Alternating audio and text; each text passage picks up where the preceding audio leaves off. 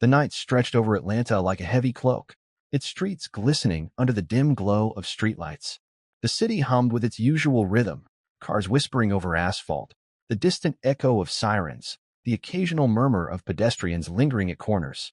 Michael Harris, chief of police, was making his way home, exhaustion settling into his bones after a day filled with endless discussions about reforming the very system he had sworn to uphold.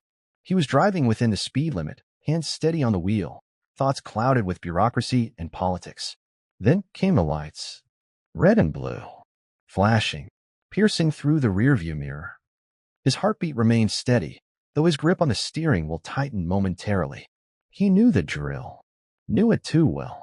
Slowly, methodically, he flicked on his turn signal, pulled to the side of the road. Inside the patrol car behind him, Officer Barnes tapped his fingers against the dashboard, his jaw tightening with a quiet smirk. Officer Rivera, his partner, checked his watch before exhaling sharply. "Another one," Barnes muttered under his breath. "Yeah," Rivera replied. "What's the bet? Expired registration? Fake ID? Maybe something better." They stepped out. The patrol car doors slammed shut with a weight that carried something more than just authority. Barnes approached the vehicle first, his flashlight cutting through the night, illuminating the face of the man behind the wheel. A man who did not flinch. Michael kept his hands visible. "License and registration," Barnes said, voice clipped, authoritative. "Of course," Michael responded, his voice calm, measured. He moved deliberately slow, narrating every action. "I'm reaching for my registration now. My license is in my wallet." Yeah, Barnes muttered, waving the light over Michael's hands, his eyes narrowing as if he expected to find something, anything, out of place. A pause. Then, "Step out of the vehicle." Michael's brows lifted slightly. "Is there a reason, officer?" Barnes' jaw tensed. The silence stretched between them like a taut wire, vibrating with unspoken tension. "Did I stutter?" "I said, get out." Michael inhaled slowly, feeling the weight of the moment pressing against his ribcage. This was not about a traffic violation. This was something else entirely. He unbuckled his seatbelt. The air outside was thick, charged. The moment his feet touched the pavement, Rivera moved in, gripping his wrist harder than necessary. The cold metal of the handcuffs snapped around his wrists. "This isn't necessary," Michael said evenly, not resisting. "Resisting, huh?" Barnes sneered. Rivera let out a chuckle. The world was watching. Behind the curtains of suburban homes, behind cell phone screens from neighbors who saw the flashing lights but hesitated to step outside, they watched. Michael was silent, because silence in moments like this could be more powerful than words. But inside, he was calculating. This wasn't just another traffic stop. This was a mistake. And soon they were going to realize just how big of one it was. The police cruiser rolled forward, the rhythmic hum of the engine the only sound breaking the heavy silence in the back seat. Michael Harris sat stiffly, hands cuffed, eyes fixed on the blurred streaks of light outside the window. He knew this road, not because he had traveled it before, but because he had seen it play out countless times, with different names, different faces, but always the same power dynamic. Barnes adjusted the rearview mirror, sneaking glances at Michael every few seconds. He smirked, nudging Rivera with his elbow. "So, what's your story?" Barnes asked, his voice casual, almost amused. "Late-night drug run, or just out here making our job harder?" Michael didn't respond. "Come on, man," Rivera added. "You don't want to say something." Michael exhaled slowly, letting the silence settle thick in the air. "Guess not," Barnes muttered. "They never do." Rivera chuckled under his breath. They turned onto a side street, streetlights flickering past like ghosts. Michael glanced at the dashboard. No radio call. No dispatch update. This wasn't protocol. His mind worked through the situation like a puzzle. Where were they taking him? Why hadn't they called him to stop? Barnes drummed his fingers against the steering wheel. "You know, you should be thanking us," he said. "We might be the only ones who give a damn. A lot of people wouldn't even stop to check a guy like you rolling through here this late." Michael finally turned his gaze toward the mirror, locking eyes with Barnes. "A guy like me?" His voice was quiet, steady. Barnes shrugged. "You know what I mean." Rivera chuckled again, but there was an edge to it now, as if something in Michael's demeanor unsettled him. Michael had seen this before. The thin line between confidence and doubt. They still didn't know. But they would. The police station loomed ahead, its fluorescent lights casting long shadows over the pavement. The cruiser pulled into the lot, tires crunching over gravel. Michael was led inside, his movements deliberate, unhurried. He could hear the low murmur of officers at their desks, the tapping of keyboards, the distant ring of a phone. It was routine for them. But soon, this wouldn't be routine anymore.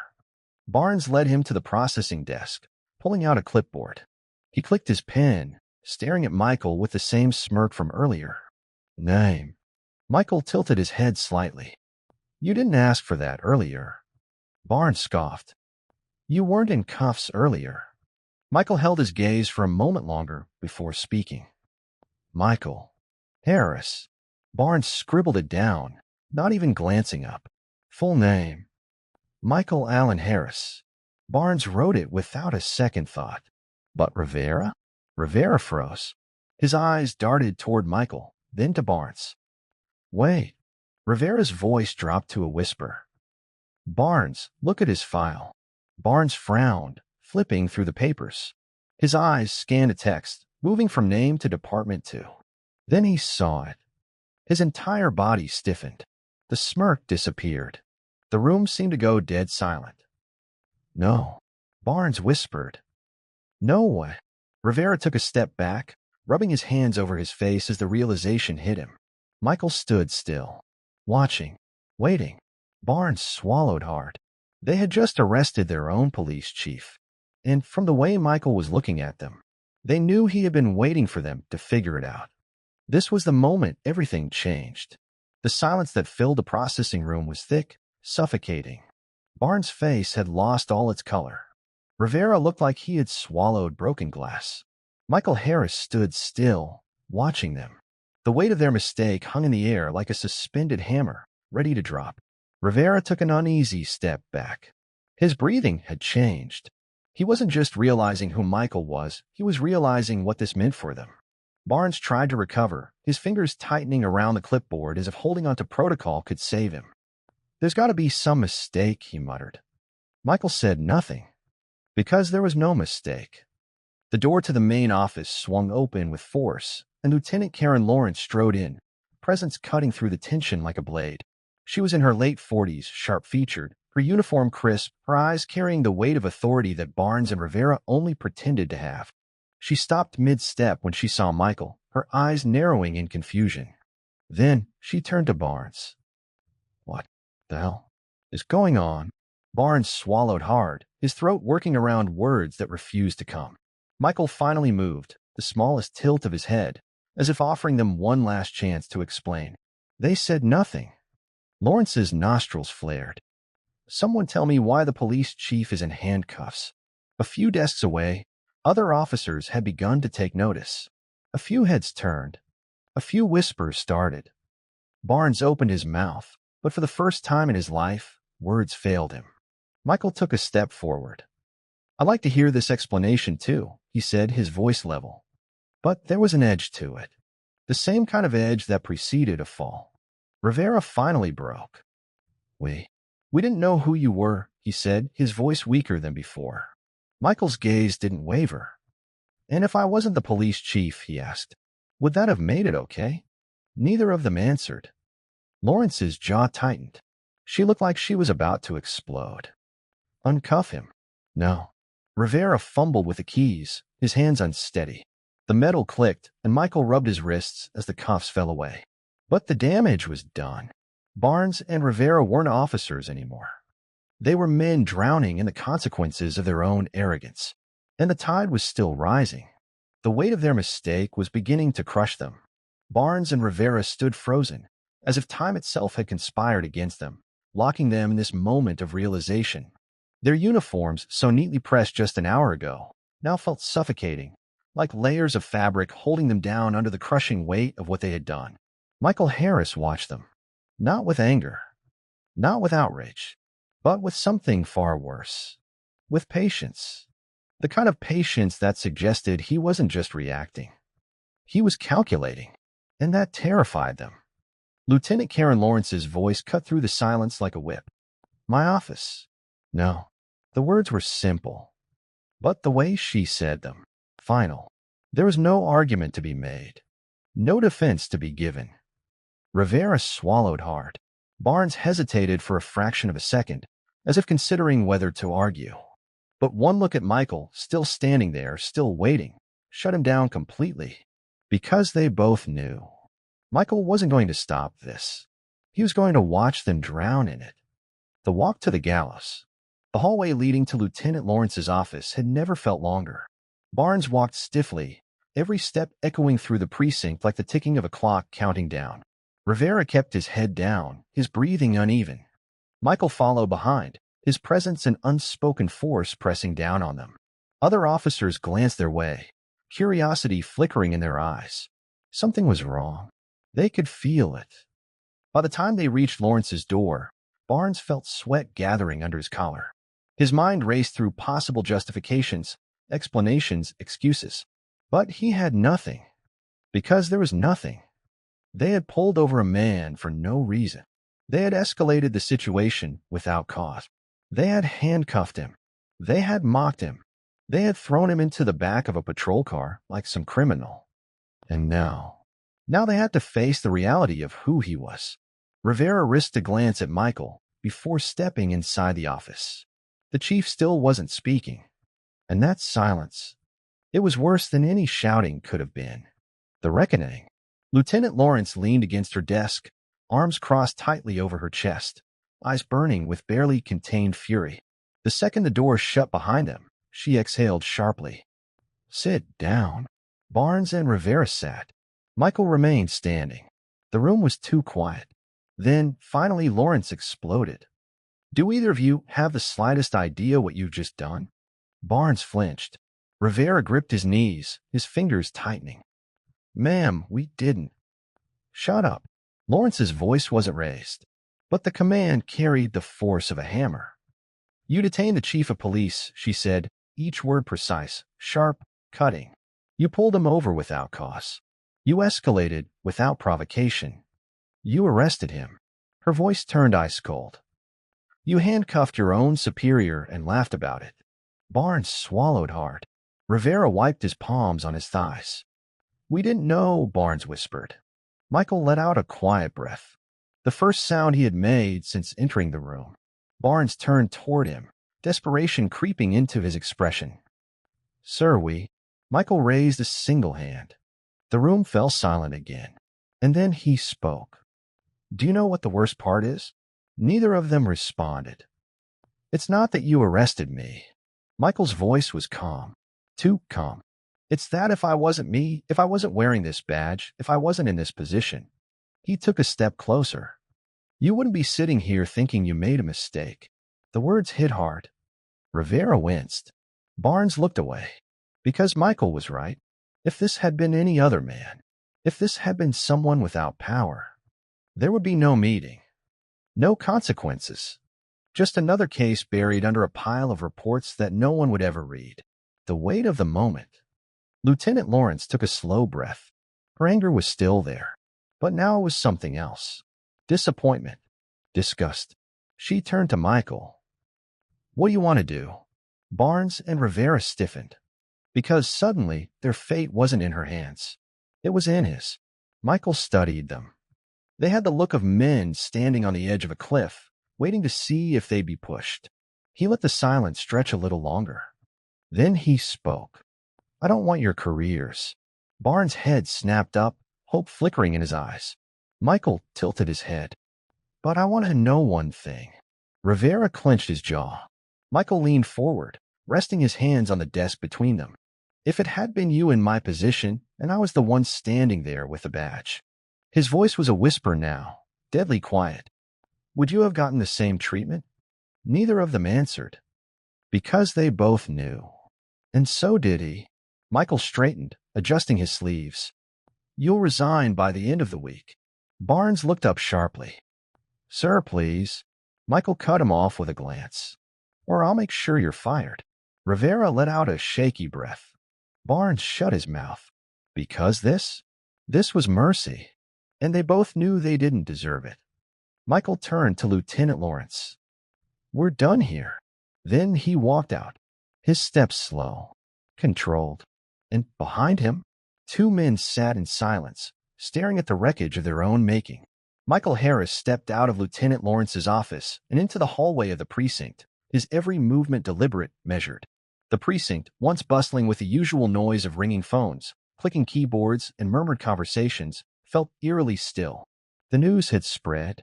Officers pretended to focus on their work, but their glances followed him, some cautious, some curious, some filled with the slow-burning realization of what had just happened. Michael ignored them. His mind wasn't on the precinct. It was on the choice he had just made. He could have ended their careers in a heartbeat. And yet, he chose to let them walk away. Not because he wanted to, but because the alternative, allowing them to be fired and forgotten, wouldn't change anything. They needed to live with the consequences, to carry the weight of what they had done. And more than that, everyone else in this building needed to see that their actions had consequences too. A conversation that needed to happen. Lieutenant Lawrence caught up with him just as he reached his office door. "Chief." Michael paused but didn't turn. "Lieutenant." She hesitated. Then finally she sighed. "You could have buried them." Michael exhaled slowly. "I know." Lawrence crossed her arms. "Then why didn't you?" Michael turned to face her. "Because I don't just want them gone, Karen." His voice was steady, calm, but the tension behind it was unmistakable. "I want people to remember them." She frowned. "What do you mean?" Michael leaned back against the doorframe, looking down the hall. "I want every officer in this building to think twice before they do the same thing." He wasn't interested in revenge. He was interested in change. Lawrence studied him for a moment, then nodded. "You handled it better than most would have." Michael gave a humorless chuckle. "Maybe. Or maybe I just didn't want to waste my breath on them." She didn't argue, because they both knew the truth. A city watching. That night, Michael sat in his car outside his house, staring at the dimly lit windows.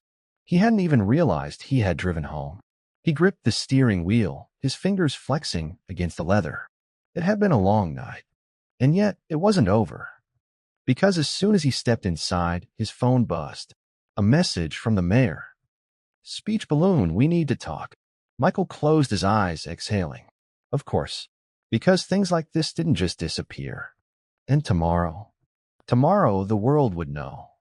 Michael Harris had faced a lot in his career: corruption, bureaucracy, systemic failures that felt too big to fight. But this was different. Because this time, the fight wasn't happening behind closed doors. It was happening in front of the entire city. The courtroom. The courtroom was packed. Not just with reporters, their notebooks open and cameras flashing. Not just with legal teams and city officials. With the public. Michael could feel their eyes on him as he stepped inside. Some were expectant. Some were skeptical. But all of them were waiting. At the front of the room, the judge, a no-nonsense woman with a reputation for cutting through excuses, adjusted her glasses before addressing the court. "We are here today to address the allegations surrounding the unlawful detainment of Chief Michael Harris by officers Ryan Barnes and Luis Rivera." A murmur rippled through the crowd. Michael sat down at the defendant's table, his lawyer, Sandra Holt, flipping through a folder of carefully curated evidence. Sandra was a force of nature. Sharp, relentless, the kind of lawyer who could turn a weak case into an ironclad conviction. Not that she needed to today. Because this wasn't a weak case. This was a reckoning. On the opposite side of the room, Barnes and Rivera sat stiffly beside their department-appointed attorney. Barnes' jaw was clenched so tight his teeth might have cracked under the pressure. Rivera, on the other hand, looked like a man staring at his own funeral. They knew they had lost. But the real question: how much was it going to cost them? The evidence. The prosecutor stood first, clearing his throat before speaking. On the night in question, the defendant, Chief Michael Harris, was stopped under false pretenses and subsequently arrested without cause. Sandra barely suppressed a smile. They were walking straight into the trap. The prosecutor continued. The officers reported that Chief Harris was driving erratically and was uncooperative. Michael didn't react. Sandra waited. The judge nodded. Defense, your response. Sandra stood, her movements precise. She didn't need to argue. She just needed to show. Your Honor, I would like to present video evidence that directly contradicts the officer's statements. The judge nodded, signaling the bailiff to dim the lights. And then the footage played. First, the dashcam. Michael's car moving at exactly 29 miles per hour in the 35 zone. No swerving. No reckless driving. Then the body cam footage. Barnes tapping his fingers against the dashboard, muttering under his breath. Another one. Rivera chuckling. You think he'll give us trouble? The courtroom went silent. Then came the most damning part, the footage of the arrest. Michael, calm, composed, following every instruction. Barnes, tightening the cuffs. Rivera laughing. And finally, Michael's quiet words in the back seat of the patrol car. This isn't necessary. Sandra let the silence linger before speaking. Your Honor, the evidence speaks for itself. The judge turned toward the prosecutor. Do you have anything further to add? The prosecutor hesitated. He knew there was nothing to say. No, Your Honor. The verdict. The judge turned to Barnes and Rivera. Officers Barnes and Rivera, you've been found guilty of misconduct and unlawful detainment. Barnes' shoulders tensed. Rivera exhaled sharply, his face drained of color.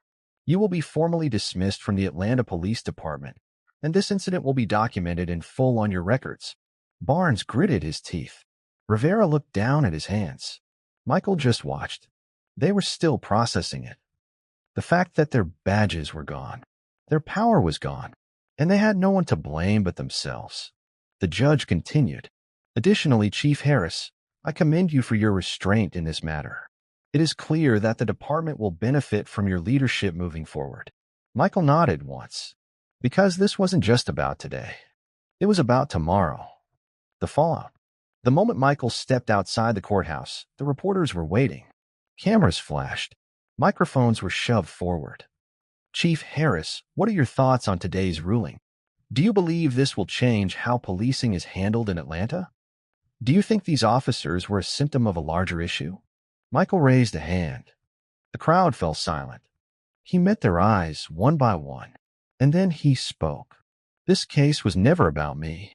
A ripple of surprise went through the crowd. Michael continued. This case is about accountability.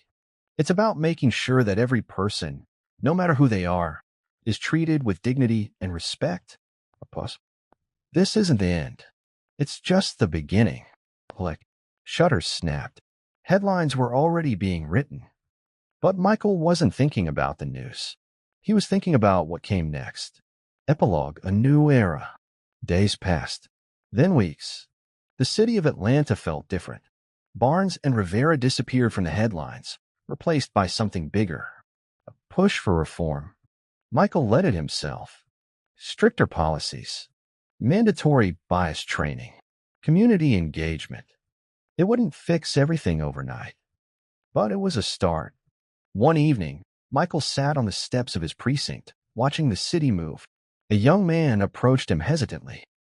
Chief Harris. Michael looked up. Yeah. The young man shifted, then finally spoke.